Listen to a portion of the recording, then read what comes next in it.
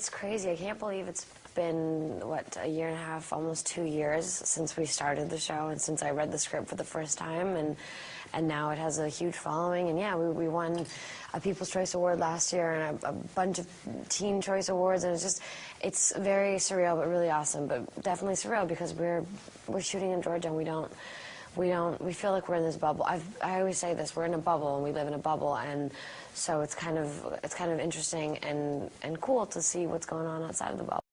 I was 9 when I did my first movie. I definitely was not the type of child one would cast in a commercial or anything that you typically go out for as a young kid. Like, it didn't work out, so I ditched the commercial thing. I did this thing. I had to sing a song in a school thing. I would be the last person in the whole school to do that. That's how I met my agent.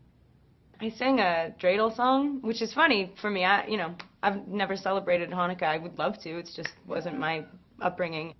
It was like a more serious dreidel song. I don't know. It's weird. I worked with David Fincher when I was really young. Okay, so my favorite holiday memory, well, it kind of happens every year. It's more of a tradition. My mom gets me, my sister, my stepsister, and my brother-in-law matching pajamas, and so we all take like a really cheesy yet awesome photo, Christmas photo, and so it's just sort of just to be goofy and have fun. And I think this year I'm pulling for onesies, so we'll see if my mom pulls through. And then we just sort of, mainly for me, it's just about going home and hanging with family and friends because I'm always in LA and they're all in Tennessee. So it's just about eating way more than you should, watching way too much TV, and lounging around in your matching pajamas. So we've got the premiere tomorrow night. It's the worldwide premiere of Transformers: Dark of the Moon, and it's my first premiere for my first movie ever, so I'm like so excited and anxious. And then after the premiere we have a concert live with Linkin Park in the Red Square, which is like insane, so I'm also looking forward to that as well. Of course, I was so nervous. I had a big frog in my throat, and I'm like, do I have to do this? Is this really happening to me? And I was listening to Barack speak, and I was in awe, and I forgot I had to get on the stage and perform. And about playing a character that has an opportunity of having a very organic transition, as to start off very insecure and kind of, a disliked character. I mean, she was thought of as, she's the queen bee, and she was very sassy. She wasn't the nicest. She was very selfish. And you really got to see Caroline evolve into a young woman and, take accountability for her actions and take responsibility for her thoughts and her feelings and her fears and her wants and her needs. And I mean, you really got to see this character grow up, and I've absolutely enjoyed every minute of playing her. I think she's an absolute blast, from the moments where she's really just trying to do the right thing, and then she just sticks her foot right in her mouth. I really adore her. But then I learned to just switch something in my head, that I was in front of the camera and it was all good, and I learned there to not show my fear. I wanted to send you guys a message because I know that you've seen me out and about, and I wanted to let you know that I am back and home. Welcome to my home. But I wouldn't be here today if it wasn't for the support that you guys have given me along the way. I read all of the tweets, the trending topics, and the fan mail, and your support is what got me. I was about 12. I auditioned for the art school in Johannesburg as a ballet student. Everybody had to wear uniforms, no makeup. On Mondays we had to all stand on our knees. All the girls had to stand on their knees, and your uniform had to hit the floor. Like, your uniform couldn't be above your knee. It was pretty conservative. It just didn't feel like American school. And I went to an art school, so you can imagine what the other schools were like. I was always like third or second tallest, and then very lanky, blonde. Some teeth missing. The first 8 years of my life, I didn't have front teeth. Hi Refinery 29, I'm Erin Heatherton, and I'm here to talk with you about some of my summer makeup tips that I use all summer to keep myself looking fresh and feeling beautiful. Having fresh, glowing skin is the #1 most important thing during the spring and summertime because it just gives you that glow, it makes you look healthy, and I was the daughter of somebody who died, and I didn't find out until like 10 years later. I'm an artist, so I don't really know the details. I auditioned a lot for X-Men. There was a moment where I was going to have to Skype with the director, and they asked if I would paint my face blue. And I was like, no. I'm sorry. I think the first test was like 7.5 or 8 hours. And they put the wrong color blue, so I was like black. It just kind of looked creepy. You have blue in places you didn't.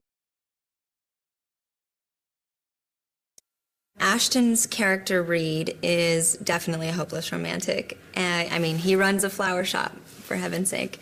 So, you know, he expresses it in every way possible.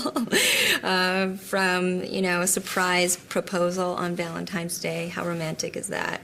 To, you know, putting morally sort of on display when she arrives at his work. And, you know, I think he's on cloud 9 because it's a big deal and it's a big day. Shine.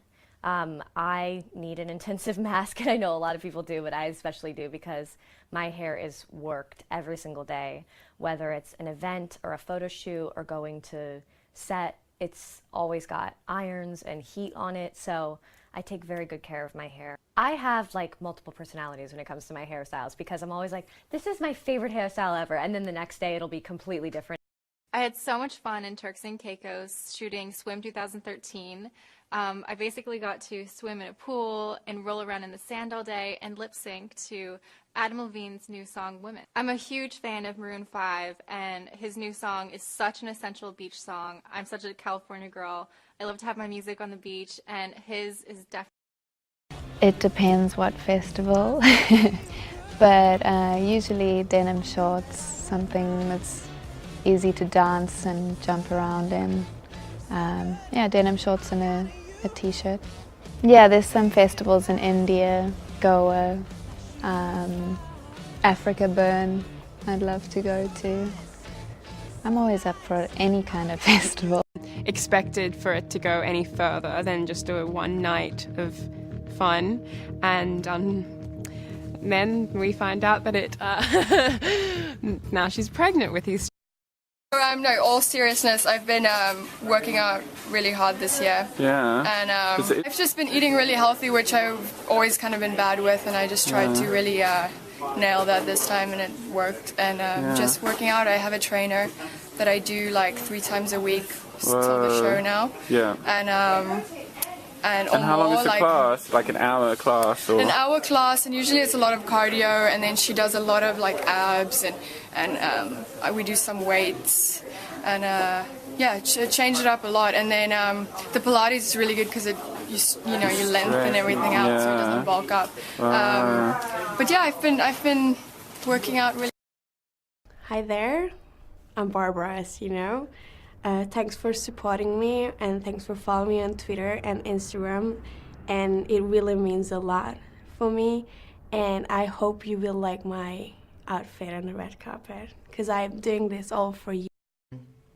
He is 11, and Penelope and Michael Longstreet have a son, Ethan, who is also 11, and the two boys have had a fight in the playground, and my son has hit their son with a stick and broken 2 of his teeth. So they are coming together. They have been in Nancy and Alan, my character, and Christoph's character. We have been invited to the Longstreet's house to just try and talk this through, to try and figure out a way to get the boys to patch this up, and to just resolve it, come to some level of resolve. But everyone approaches it with a very different opinion, with a very different attitude, and all hell breaks loose. And before you know it, it becomes nothing to do with the boys and their fight, but entirely to do with these 2 different marriages and the cracks that. I think every movie that deals with the mafia is going to remind somebody of another mafia movie. But what I liked about this is, you know, there's violence, there's action, there's definitely the thriller throughout, but it's very different in a way. You don't see the family in the witness protection program in France. You know, it's very, very different in that way, and I really liked that. I kind of had wondered why it maybe hasn't been done before. So yeah, I was really keen on the idea of playing. I got it done when I was 16, and that's kind of young for your first tattoo. It was either that or a piercing, and my mum didn't want me to have a piercing. She'd rather me get a tattoo, which doesn't make any sense to me at all, but I was very happy with that. And she actually came in and sat with me when I had it done. I got it done in a school lunchtime. How funny is that? That's amazing. I love my... I vividly remember The Wizard of Oz, and that's been my favorite movie for most of my life, and I was obsessed with it, and I watched it over and over and over again. I wanted to be Dorothy for many years of my life, until I was about 6. I would wear my hair in the pigtails, and I think my grandmother made the costume, the little gingham checked jumper, and I had ruby slippers, and I made my mom call me Dorothy. I wouldn't answer her or listen to her if she called me Megan, because that wasn't my name, for about a year, from 5 to 6.